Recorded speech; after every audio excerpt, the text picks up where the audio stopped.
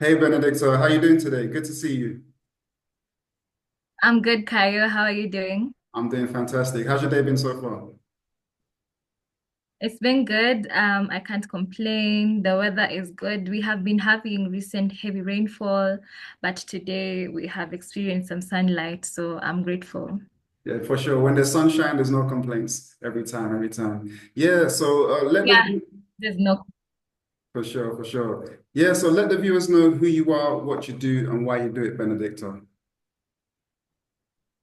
Okay, so my name is Benedicta Wangeshi. I am a counseling psychologist by profession and an organizational psychologist in training. So the reason why I do what I do, I like helping people. And I remember when I was joining university, I really didn't know what I was going to pursue. So when I got there, I remember there was a tray, there were booths. So where you go and choose the course that you wanted to do. And I found myself in the psychology department and I specialized in it purely in uni for my undergrad. And I can say it's been great. So currently, I am enrolled. I want to begin my master's in organizational psychology because I really am into workplace wellness and, ensuring that employees are satisfied with the workplace and things are moving.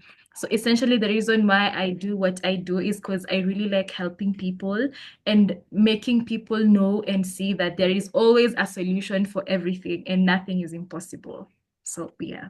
Excellent, excellent. So, when you think back to before you started counseling psychology, when you look at your mindset at the time, like what was going through your mind when you decided that is exactly what you want to do going forward? I know you was weighing your options at that time, but when you chose counseling psychology, what was it that was the trigger for you to say this is actually what you want to do going forward?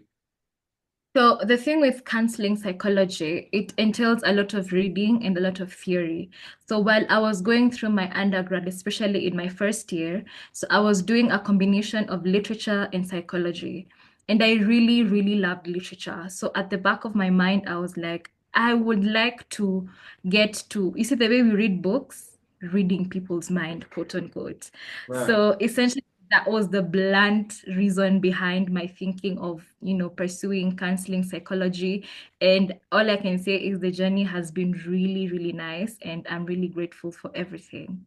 Excellent, Yeah. excellent, excellent. So, like, with counseling psychology as well, it helps, you can help a lot of people with issues with mental health because it's very much into that subject. And when it comes to even relationships, mental health is a major factor of like the effects that relationships can have on people's mental health. Now, you yourself, like, you've also had different relationships in the past that you've navigated through to get to where you are now. And, those relationships may have had some effects on you as a person and even like your progress in terms of like your mental health and things like that. So, looking at that, what were the kind of struggles that you went through in previous relationships and how did you navigate through those to get to where you are now?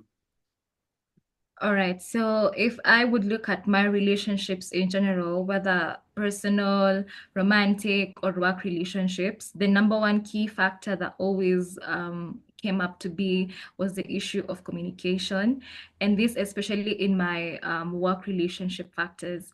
You see, there are so many dynamics when it comes to communication. And I think that is where people really don't miss the point in terms of relationships because the way I communicate is going to determine how the other person takes it. So over the years, I noticed that I had a challenge of communicating, airing out my views and opinions in a way that is respectful, in a way that the other party is able to understand. So that is the one area that I have been trying to grow on. To be honest, I'm still growing in that area of communication. It's still a challenge, but compared to like 2 or 3 years ago, of course, I'm seeing a change. Another challenge I will say is knowing your role in a relationship. This is especially in personal and romantic relationships. You may find yourself exaggerating your role or taking up a role that really isn't who you are.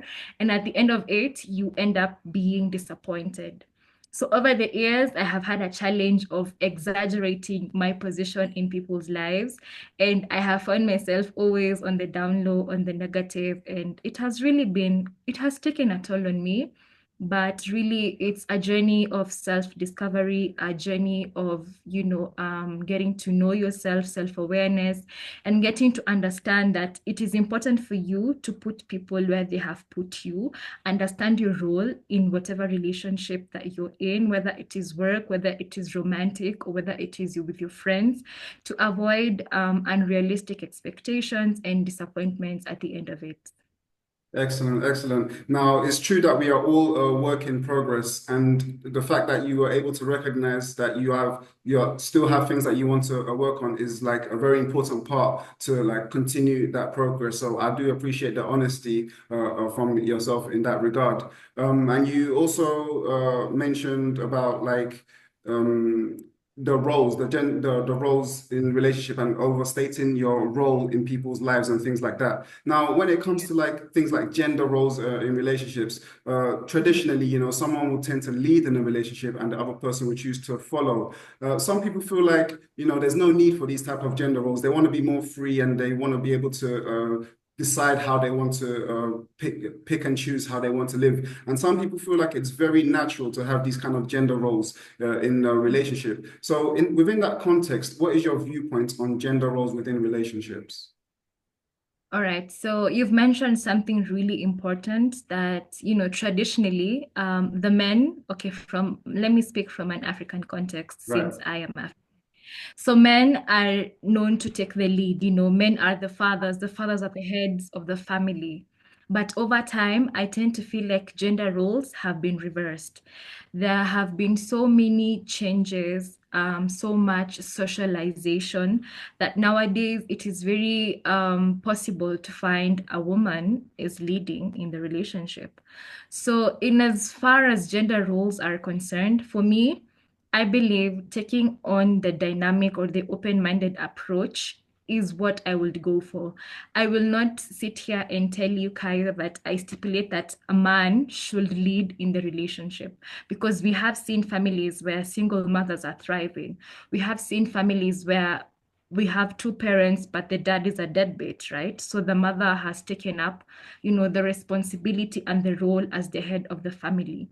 So even in dating and in romantic relationships, nowadays it's not always the guy who has to take the lead in the relationship. Sometimes you as a woman also need to stand your ground and say, hey, I don't think this and this is the right way to do. So gender roles are slowly being overrun by time. And the way that we thought things are supposed to be working, we have seen a change truly. So for me, I can say is gender roles in relationships are very dynamic, and it is very important to just keep an open mind. Because even me in my tenure, when I practice, when I see clients, especially when I do couples therapy, I get to realize that the challenge there is just gender roles. Like somebody somewhere is trying to take the lead, but the way that they are leading is not the right way, you see. And since they think that preemptively, they believe that if it's like the man, he should take the lead in the relationship. But the woman is feeling undermined.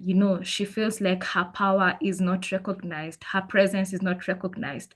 So when the couple comes and then the issue or the aspect of gender roles is brought about, I always like to approach it on a very neutral ground because the way things are right now is not the same way things were a long time ago. There's a lot of change and evolution, and I believe it is important for us to embrace these changes and to work in them as they are. Yeah. Right, right. Speaking about, embracing changes, like as time goes by, things do certainly change. But the thing is that our anatomy and the way we're made up naturally doesn't necessarily change. So within that context, do you feel like if a woman is taking the lead in a relationship, it affects her femininity and her ability to rest in her feminine if she's having to take the masculine role too much? Or what is your viewpoint on that? So in terms of you as a lady taking up the role and changing, it has got nothing to do with femininity. To be honest, Kayo, I have had this discussion in so many forums. We have been seeing so many great women in leadership positions in general, in different countries, in different organizations. But just because a woman has taken up a leadership role, it doesn't really affect her femininity. There are so many ways that there's something we call compartmentalization.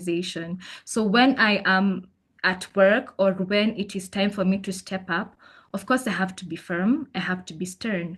But who said that feminine women cannot be firm nor stern? You see, that's a gender bias, actually, if we were to talk about it. So I don't really think that when a woman takes up, the main role or steps up in powerful positions, that it really affects her femininity. Although socially, such women tend to be seen as more masculine, but when you actually talk to these women, they are the softest, tenderest people you would ever meet.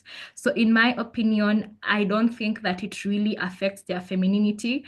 However, maybe outwardly they may appear more masculine, more firm, but I feel like the word masculine isn't right. Let's say they just appear more firm and more strong, but that doesn't affect their femininity in any way.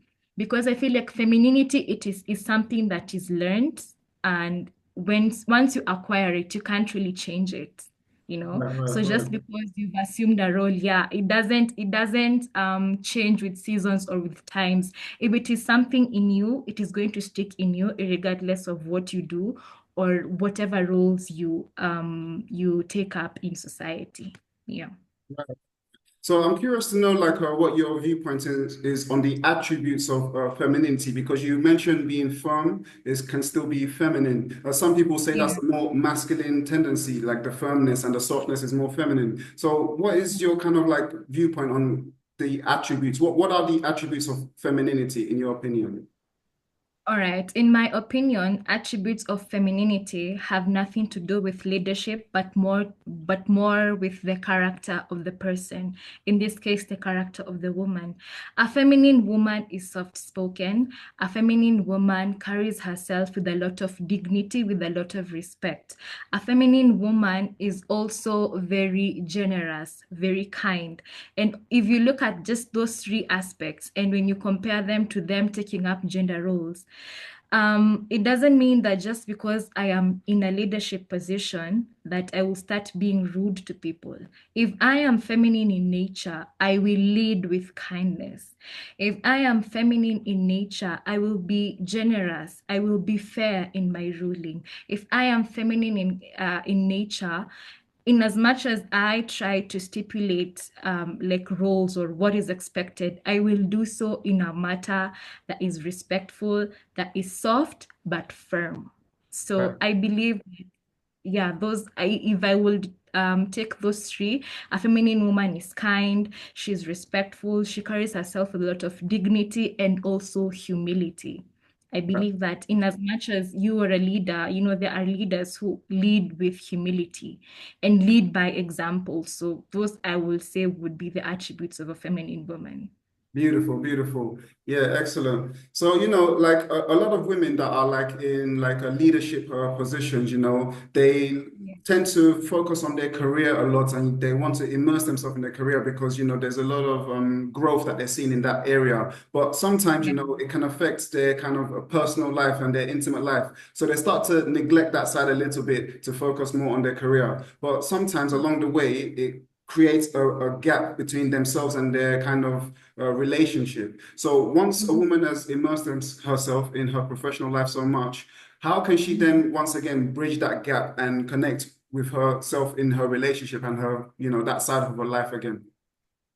Okay, so interestingly, I recently attended an event here in Kenya. It was a wedding and industry events, and majority of the people in attendance were people who are event planners, people who own companies that do a lot of events and planning, and majority of the people in attendance were women. So women have taken up leadership positions, and they have really put so much of themselves into the professional work.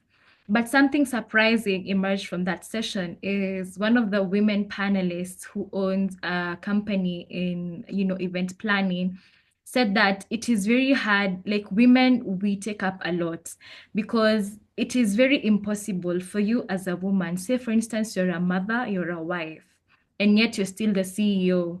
So we always have to find a balance. There is no way that in as much as I immerse myself so much into my work, when I get home, I still need to take care of my children. I can't just shut it off. And surprisingly, she was saying that she doesn't know how men do it. When we compare men and women, if a man is driven towards a certain career, a certain leadership, they are beasts at the workplace. When they come home, that aspect tends to really transcend into the family. You see, you find that they're not able to spend quality time with their kids. But when it comes to the woman, or rather the mother, she is very essential. So, in as much as you have really immersed yourself professionally, you will still have to take care of these children because if the dad is not there, the children are relying on you as the woman. So I will say if there's a woman out there and maybe you find yourself, you're very much concentrated on your career, on your profession, that is okay. Nobody should tell you that you need to give little to your career and more to your family. There is something we call work-life integration. And work-life integration is all about not even finding a balance, but making your work life and your personal life intertwined in that when you are at the workplace, you're at the workplace. But when you get home, you're at home, and there's a lot of self-care and a lot of, self-awareness that comes into play for you as a woman to be able to really capture and grasp the work-life integration dynamic. So actually, that is where I'm at, like in my space. That's what I want to specialize in, work-life integration. So I believe that along the way, we are going to come up with even more effective ways of, finding a balance. Because let's be honest, we are human at the end of the day. And you might find that you as a woman, you have given so much to your career and maybe your family life or your relationships, your personal life is lagging. But we all learn from our mistakes. So I fight for, or rather, I advocate for work-life integration for women who are out there, pursuing your career, going after your goals, that's good. But then again, try to find a balance, try to integrate the work and their personal life. And it is very possible because there are women who are doing it. I see people who are doing it. They are great mothers, they're great wives, and even at the workplace, they're great, managers and CEOs of this big, big corporations. So it's very possible. It's very possible. Yeah. Excellent, excellent, excellent. Yeah, so one thing that does affects people in their like mental state a lot is like the state of their relationship in terms of like is their partner only with them or is their partner seeing someone else? This plays a lot of it plays on people's minds a lot, right? So sometimes people feel like, okay, let's just be honest about everything. If you're attracted to Mhm. multiple people, let's just say that and let's say that's what our relationship is about. Or like if you can be like with one person, then let's stick to that. So like, but there's always attraction that people have towards other people. So with that being Yeah. said, what is your viewpoint on monogamy versus non-monogamy? All right. So again, I will give an example from where I'm at, and then I'll give a more dynamic approach. So monogamy, since time immemorial, especially in terms of religion, I am Catholic by religion, and it is one man, one woman. That is the standard. That is the standard of monogamy. However, if we look at the world today, I tend to believe or I tend to view myself as one of those seasoned, professionals who are open to anything and everything. Because if I stick to only monogamy, what about my clients who are polygamous? I need to work on that as a bias. So my view on monogamy is it is okay. Polygamy is also okay. And I will bring you back to the challenge I had in my relationship, which is communication. Communication is one very important or key dynamic in relationships. Communication in the part that you with your partner, you are able to tell them that, hey, this is how I am. I am going to be attracted to other people. Are you up for an open relationship?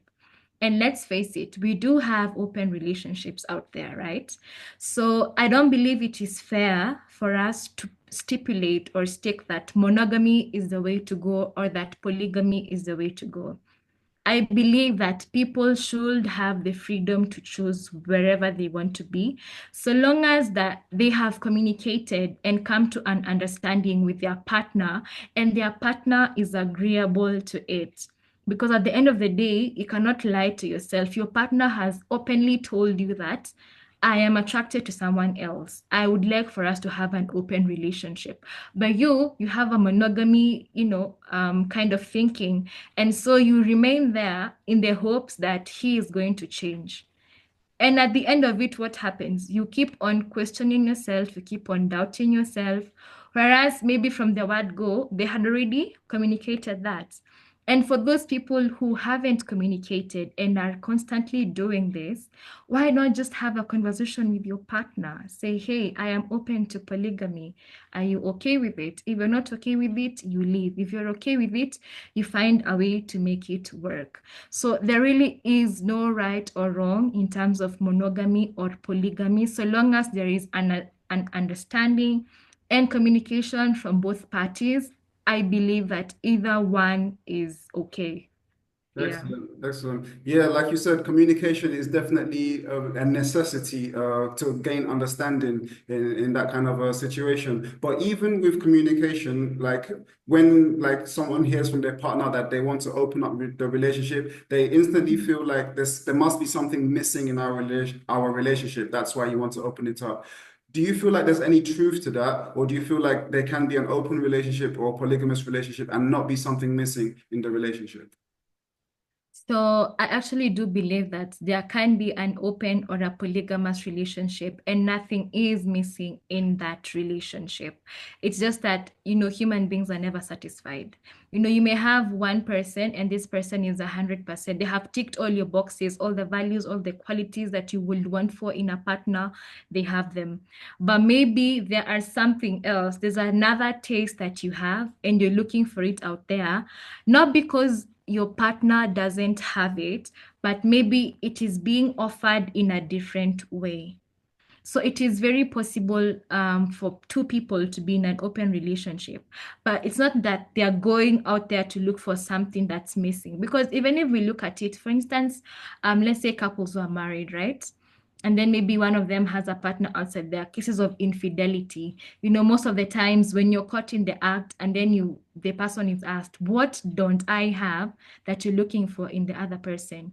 This person who has been caught cheating may not really have a definite answer, because let's be honest, sometimes you just do something out of impulse. You don't really think about it. So you don't have a definite answer of what your partner is lacking that you're looking for outside there.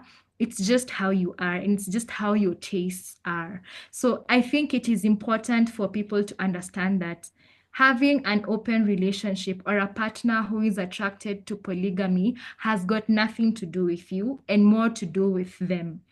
And that's why I call for a lot of self-discovery, getting to know yourself, even you who is attracted to, polygamy or open relationship. What exactly is it?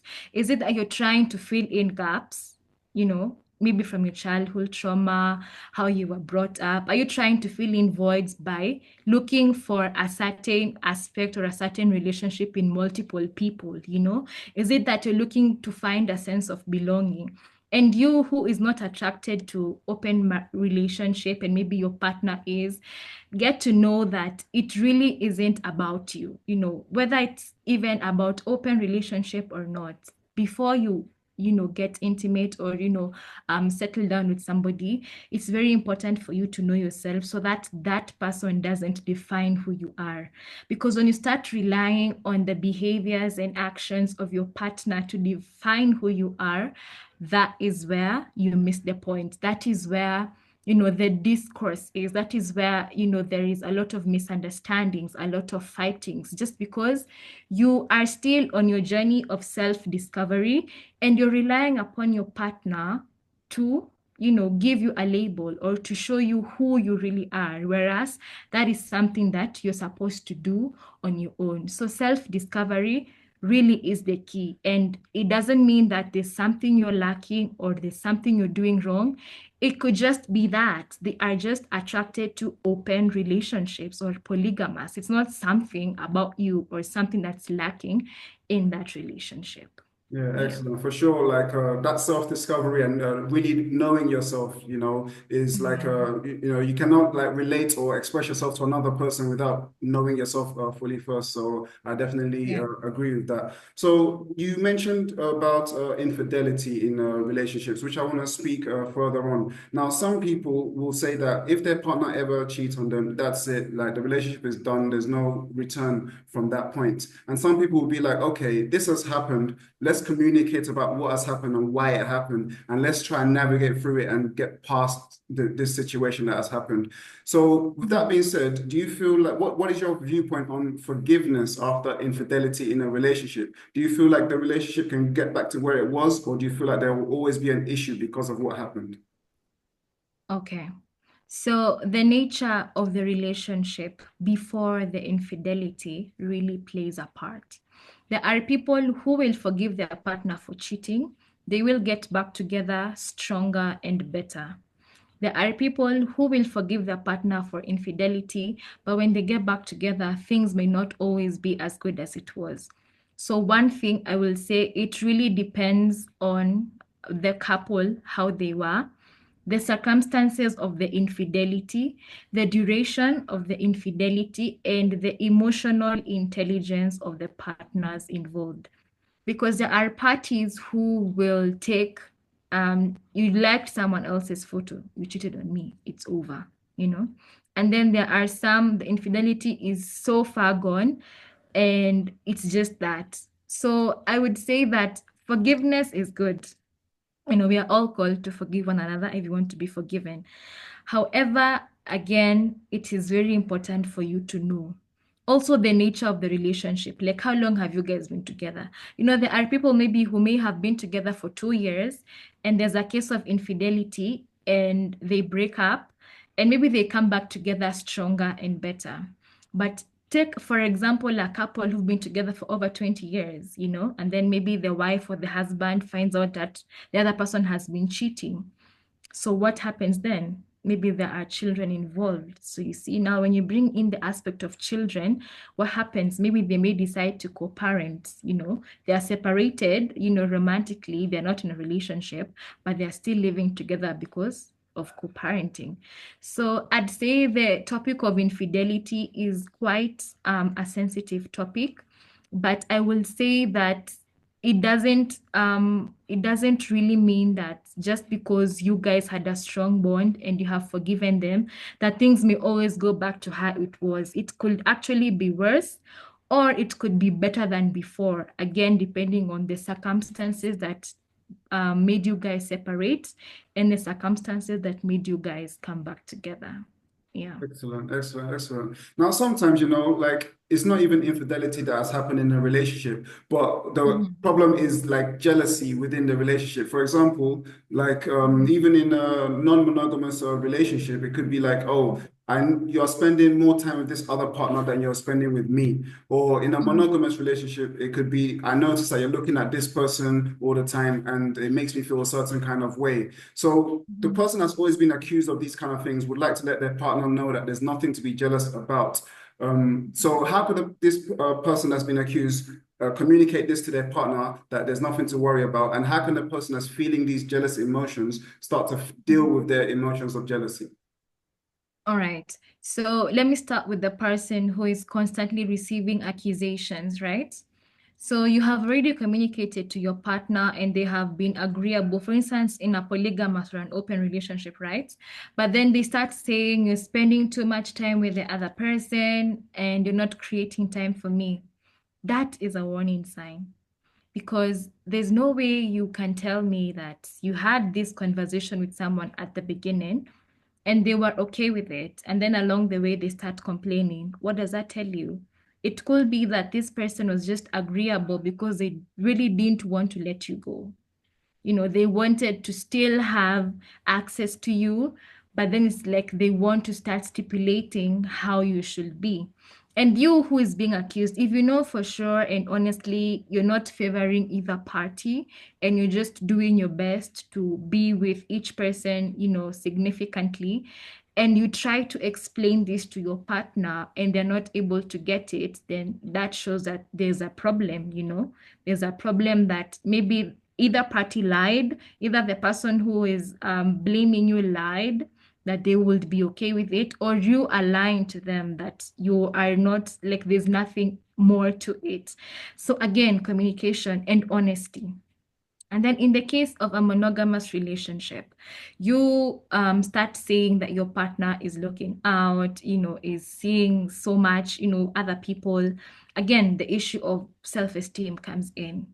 Like for instance, let me go back to the polygamous relationship. This partner who feels like he or she is being neglected, your self-esteem issue, you feel like your partner is not giving you enough time, yet they are really trying. So you start to feel threatened. Sometimes it's really just a case of esteem, how you carry yourself. Is your partner the person who is validating you? Could your accusations be coming from a point of jealousy? Could your accusations be coming from a point of a lack of self-esteem? Could your accusations be coming from a point of the need for constant validation? That's why Right. I think again we've gone back to the aspect of self discovery. So, and especially a topic with, sorry, a couple who is in an open relationship, a lot of work needs to be done. And if you people are at a point where you feel you're not able to understand each other, seek therapy. There are very many relationship coaches out there who work with all types of relationships. And when I say open, I mean if it is possible, you and all your partners, you all go for therapy, not just you and your main one, quote unquote, but each and every person whom you're with. It's important for you guys to have a common understanding. Yeah. Excellent, excellent. Well, Benedicta, it's been so great speaking with you. Thank you for everything that you've shared. Where can people find you, find out more about you, and find out more about what you do? All right, so I have a LinkedIn page. I am currently in the process of uploading an Instagram page for my work. I haven't really gotten into that, but I actually do have a podcast myself as well. It's called Tips and Bits. I started it a bit earlier, but yeah, so currently the main social media platform I'm on is on LinkedIn as Benedicta Maina. You can reach out to me, and as soon as I put up my Instagram page, I will be posting it up there. Excellent. And for the viewers, Benedicta is also with us on Mate Coach, so you can also find her on Mate Coach as well. And the links to her socials will be in the description, so you can connect with Benedicta and find out more about what she does. Once again, Benedicta, thank you so much for coming on. Any final words before we wrap up?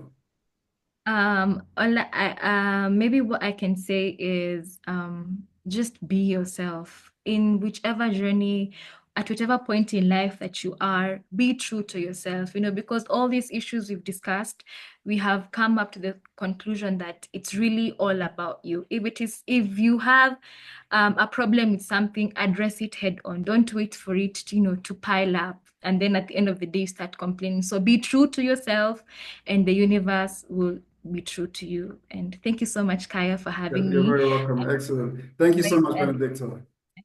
All right. Thank you.